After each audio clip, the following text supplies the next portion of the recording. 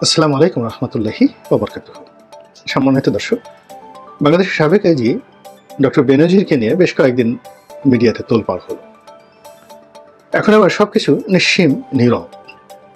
YouTube থেকে শুরু করে দেশি বিদেশি বিভিন্ন যারা সোশ্যাল কন্টেন্ট তৈরি করেন, তারা ডক্টর বেনজিরের যে ব্যক্তিগত কেলেঙ্কারি, কোন নারীর সঙ্গে তার কেমন সম্পর্ক, তার সঙ্গে কি আলোচনা করেছেন, এই বিষয়গুলো সামনে আনার চেষ্টা করছেন। এতে করে ডক্টর বেনজির কতটুকু ক্ষতি হচ্ছেন এটা বলা যাচ্ছে না, কিন্তু মানুষের যে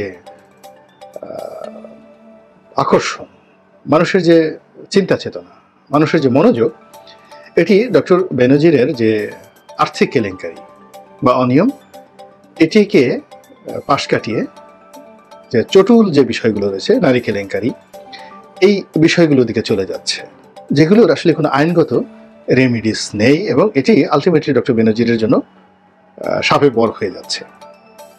এর কারণ হলো যে সকল বিষয়গুলো বলা হচ্ছে হয়তো পাবলিক জানছেন, পাবলিকের সঙ্গে তো ডক্টর বেনজিরের কি দরকার। অনেক পাবলিক দূর থেকে জানে যে তার এটা আছে, আমরা তো অনেক লোকই জানি, কিন্তু কার্যত যখন তার সামনাসামনি যাই, তার সঙ্গে কথা বলারও তো সুযোগ আমরা পাই না অনেকে। তো ডক্টর বেনজিরও তো সাবেক আইজি হিসেবে তিনি এমন একটা জায়গাতে রয়েছেন যেখানে আপনি জানেন যে তার জীবনে এই ইররেগুলারিটিস রয়েছে, কিন্তু আপনি তার সঙ্গে গিয়ে কথা বলতে পারবেন না। দ্বিতীয়ত, সাধারণত এই ধরনের সমস্যা যখন সৃষ্টি হয়, তখন পরিবারের মধ্যে ছেলে মেয়েদের সাথে একটা গন্ডগোল হয়, দাম্পত্য জীবন, পারিবারিক জীবন হ্যাম্পার্ড হয়। কিন্তু ডক্টর বেনজির বা ওনাদের মতো যারা লোকজন রয়েছেন, তারা ওয়েল টেস্টেড, তাদের কর্মকাণ্ডগুলো পরিবারের এবং আশেপাশের বন্ধু বান্ধব দীর্ঘদিন ধরেই জানেন, এবং এই ধরনের ঘটনা প্রকাশিত হওয়ার পর বরং আরো ডক্টর বেনজিরের চরিত্র ভালো হয়ে যাচ্ছে। কারণ হলো পরিবারের আশেপাশের লোকজন হয়তো চিন্তা করতে আরো বড় কিছু, আরো মন্দ কিছু, কিন্তু যখন এরকম ছোটখাটো বিষয়গুলো আসছে, তখন মনে হচ্ছে না, এরকম বড় বড় পদে থাকলে এরকম হতেই পারে। এরশাদ সাহেবকে নিয়ে এরকম কথাবার্তা হতো, রংপুরের লোকজন বলতো রাজা বাদশাহ তারা তো এরকম করবেই, রাজা বাদশাহ এরকম করবে না তো কারা করবে।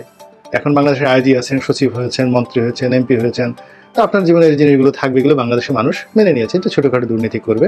তো এই জিনিসগুলো যারা সোশ্যাল মাধ্যমে, সামাজিক মাধ্যমে এই বিষয়গুলো যারা ডক্টর বেনজিরের বিরুদ্ধে করছেন, আলটিমেটলি এগুলো ডক্টর বেনজিরকে তার যে মূল যে জায়গাটা, দুর্নীতি নিয়ে কালের কণ্ঠে যে অভিযোগ করেছে, সেখান থেকে তাকে রক্ষা করার রক্ষা কবচ হিসেবে কাজ করছে, অন্ততপক্ষে পাবলিক সেন্টিমেন্টের ক্ষেত্রে। নাম্বার 1।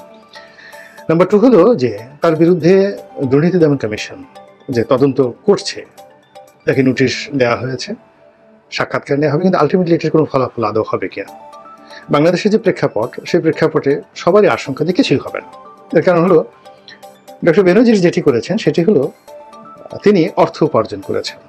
এখন সেই অর্থ উপার্জন আপনার ক্ষেত্রে মনে হতে পারে অবৈধ, মনে হতে পারে ঘুষ, দুর্নীতি, কিন্তু তিনি তো কোনো সাধারণ পাবলিক নন, যথেষ্ট ইন্টেলিজেন্ট, লেখাপড়া করেছেন ইংরেজি সাহিত্যে, এরপর আবার বিজনেস ফ্যাকাল্টি থেকে আবার তিনি আলাদা ডিগ্রি নিয়েছেন ঢাকা বিশ্ববিদ্যালয়ে, এরপর আবার ডক্টরেট করেছেন, পুলিশের আইজি হয়েছেন, জাতিসংঘে তিনি চাকরি করেছেন, শান্তিরক্ষা মিশন এবং জাতিসংঘের হেডকোয়ার্টারে, এবং জাতিসংঘের হেডকোয়ার্টারে D5 গ্রেড বলা হয়, সেই D5 গ্রেডে তিনি কর্মকর্তা ছিলেন, যেটি এশিয়ার খুব অল্প পুলিশ কর্মকর্তার ভাগ্যে এই ধরনের উঁচু পদে যোগদানের সৌভাগ্য, এবং সেই পদে চাকরি তিনি ইস্তফা দিয়ে, সেই চাকরি কিন্তু তার মেয়াদ ছিল, এবং ইস্তফা দিয়ে তিনি বাংলাদেশ পুলিশে শেখ হাসিনার আহ্বানে এসে ডিআইজি অ্যাডমিন হিসেবে যোগদান করেছেন। তো তিনি সে ফিডার খাওয়া কোনো ব্যক্তি নন, আলু পটল খাওয়া কোনো ব্যক্তি নন, বা ব্যাংক লুটেরা কোনো ব্যক্তি নন, যে একজনের সাথে খাতির হলো, এক বস্তা তোমারে দিলাম আর এক বস্তা আমি নিলাম। তো এরকম ভাগাভাগি করার কোনো কাজ ডক্টর বেনজির কখনোই তাকে করতে হয়নি। তিনি যা কিছুই করেছেন, অর্জন করেছেন মেধা, যোগ্যতা দ্বারা, কৌশল দ্বারা, বুদ্ধি দ্বারা, সাহস দ্বারা, এবং পরিবেশ প্রতিবেশ দ্বারা। তো সেই জায়গাটি অনাগত দিনে দুর্নীতি দমন কমিশন, ইনকাম ট্যাক্স থেকে শুরু করে অনেক লোক তার প্রতি আক্রমণ চালাবে, এই জিনিসগুলো চিন্তা ভাবনা করেই তিনি কিন্তু কাগজপত্র রেডি করে, সবকিছু রেডি করে তিনি বসে আছেন, বাকিটা তদন্তে সেটা আসবে। This is one. Second thing হলো, ধরুন তার সবকিছু এলোমেলো আছে, অর্থাৎ ফাইলে আছে হয়তো 100 কোটি, 100 কোটির মধ্যে নিজের আছে 5 কোটি বা 10 কোটি, 90 কোটি তিনি ব্যাংক থেকে নিয়েছেন, আর হাইডেন মানি আছে হয়তো 1000 কোটি টাকা দেশের বাইরে, যেগুলো আপনি ধরতে পারছেন না তাকে। তো সেক্ষেত্রে দুর্নীতি দমন কমিশন কি করবে? কিছুই করতে পারবে না। মধ্যখানে হোয়াইট ওয়াশ হয়ে যাবে, সে নির্দোষ নিরপেক্ষ এবং অনেক পরিশ্রম করে তিনি এই কাজ করেছেন। এরকম একটা সার্টিফিকেট চলে আসবে যে পুলিশে থেকে নিজের স্ত্রী সন্তানদেরকে দিয়ে, শালাকে দিয়ে, শাশুড়িকে দিয়ে তিনি যে কষ্ট করে ব্যবসা করেছেন, ব্যাংক লোন নিয়েছেন, দেশের উন্নয়নের জন্য তিনি একটি খামার তৈরি করেছেন, এটার জন্য তো তার পুরস্কৃত হওয়া উচিত। সমালোচিত কেন হবেন? কালের কণ্ঠ যে কাজটা করেছে খুবই জঘন্য প্রকৃতির কাজ, এবং কালের কণ্ঠের বিরুদ্ধে ডক্টর বেনজির সিভিল মামলা করলেন 1000 কোটি টাকার, আর ক্রিমিনাল কেস করলেন। উল্টো বসুন্ধরার মালিকদেরকে তিনি ইচ্ছা করলে এখন কোর্টে তিনি দৌড় দেওয়াতে পারেন।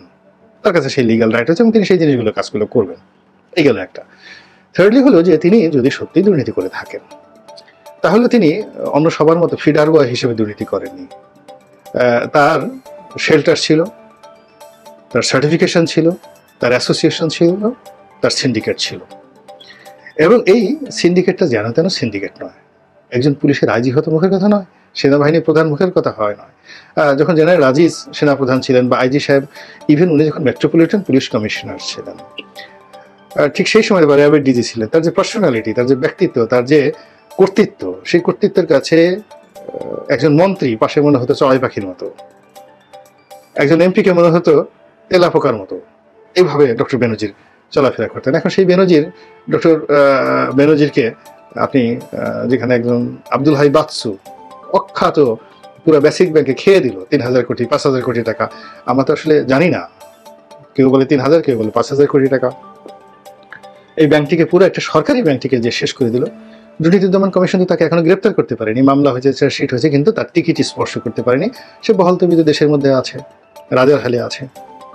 এরপরে দেখেন শেয়ার মার্কেট থেকে যারা বিভিন্ন সময় সভাপতি হয়েছে, বিভিন্ন ব্যাংকের, সরকারি ব্যাংকের যারা চেয়ারম্যান হয়েছে, অনেক চেয়ারম্যানের বিরুদ্ধে দুর্নীতির অভিযোগ রয়েছে। যে সকল চেয়ারম্যান দেখা গেল ঢাকাতে 1000-1200 স্কোয়ার ফিটের বর্গফুটের একটা ভাড়া বাড়িতে থাকতেন, তারা 10,000-12,000 বর্গফুটের পেন্ট হাউসে ঢাকা শহরে মাত্র 3-4 বছর কোনো একটা সরকারি ব্যাংকের চেয়ারম্যান ছিলেন। এর মধ্যে তারা এটা করেছেন এবং সেখানে গিয়ে রীতিমতো বালাখানা, বুড়ো বুড়ো মানুষ, আমি জানি ব্যাংকে চেয়ারম্যান হয়েছেন, কিন্তু বুড়ো হয়ে গেছে, 70-75 বছর বয়স।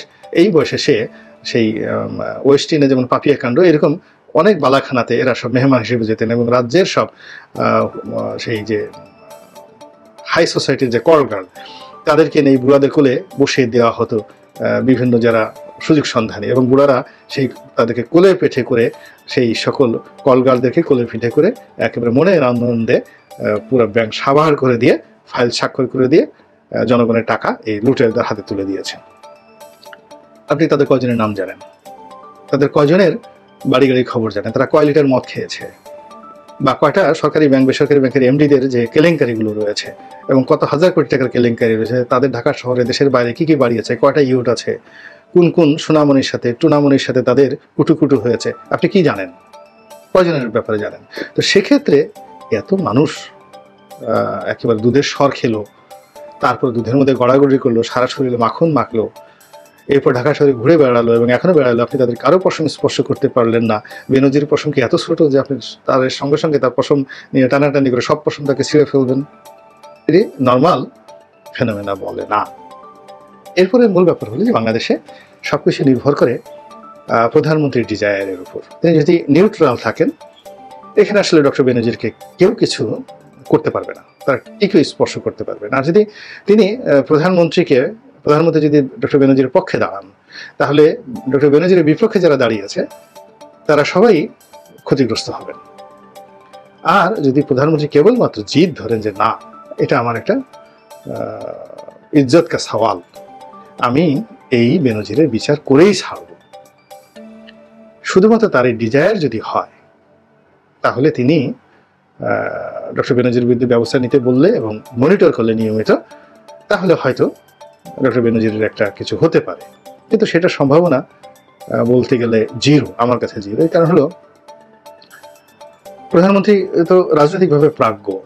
তিনি যাকে একেবারে 2009 থেকে 2000 একেবারে শেষ দিন পর্যন্ত টেনে হিসড়ে তাকে একেবারে সর্বোচ্চ সম্মান মর্যাদার জায়গাতে পৌঁছে গিয়েছেন। এখন যদি আবার তাকে অপদস্থ করা হয়, তার গুপ্তধন বের করে হয়, এখন দেখা গেল যে তার সঙ্গে যদি একেবারে স্পর্শকাতর কারোর সঙ্গে কোনো লেনদেন হয়, কনভারসেশন হয় এবং তিনি এই সকল কথা বলে দেন, বা স্পর্শ হয়ে যান, এটি খুবই বিব্রতকর একটা পরিস্থিতির সৃষ্টি হবে।